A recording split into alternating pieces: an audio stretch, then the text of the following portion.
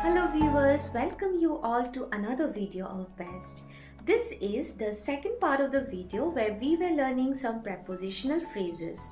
Today I have brought for you a few more prepositional phrases with their meanings and examples. So to speak in brief, prepositional phrases begins and ends with a preposition. So let's begin.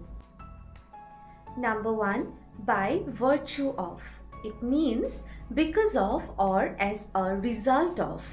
For example, she was selected for the job by virtue of her experience. Number 2, in case of, means in the event of. For example, in case of any danger, call me up. Number 3, in the guise of.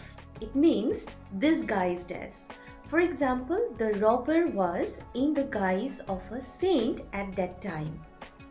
Number 4, in the hope of. It means to wish that something will happen. For example, Rosaline is working hard in the hope of getting the scholarship. Number 5, in front of. It means before. For example, Rima was sitting in front of her dressing table to get ready for the party. So these were the prepositional phrases for today. To get more such videos, do subscribe our channel, and if you have liked this video, please give a like. Thank you.